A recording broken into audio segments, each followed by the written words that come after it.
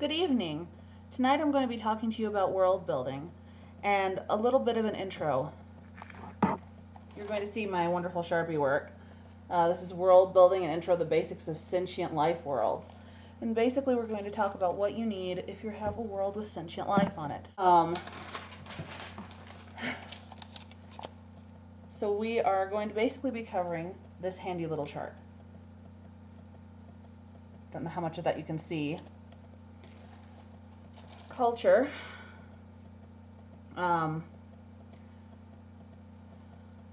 advancement, history, and science. These are all part of a world with life. Anytime you have life, you have a chance for sentience. Now, oh yes, my little world prop. Isn't this wonderful? Basically what you want to keep in mind is if you're building a sentient world, that life has gone through a lot to get there. It has been through numerous upsets, probably some mass extinctions, and only the best have survived to make it where they are today. Now, when you're looking at a world that does have sentience, one of the first things you're going to notice is that it has culture. Culture is everything from art to religion, politics,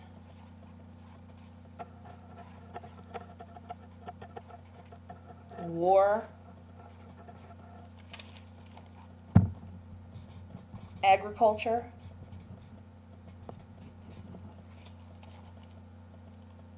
and science, or rather technology. You notice that some of this stuff is stuff that was on the other list.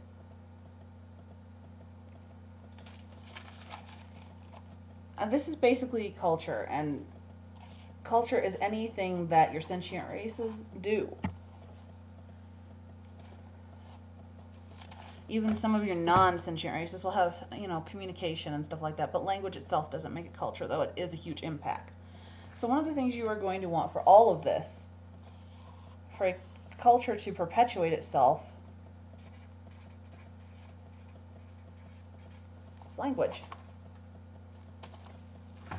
Yes, I know my little graphics are not that fun, but they get the job done. They're a written record of what I'm doing, which is what a language, at least in its written form, is going to be for your culture. Now, cultures don't have to have a written form of language. They can also have basically what's called an oral tradition, where things are handed down from mother to father and librarian to librarian, or in this case, bard to bard, so that they can be kept part of the history of the world. But the problem with oral tradition is that it is technically flawed. You cannot have 100% recall, and it's going to have essentially the same degradation that happens if you copy an image, then copy the copy, and copy the copy of that. The value and content goes down. Now, written language has the advantage of being able to be kept. You can build upon it. It is something that leads to things like jewelry, architecture, science advancements, technology. Almost none of that is possible without some form of written or, well, in some cases, if you have a photographic memory and telepathy, you can get by like that. But most of the time you're going to have a way to record your history. Without recorded history, you don't really have culture. You have something that is static, and one of the main features of culture is that it does evolve, it does change.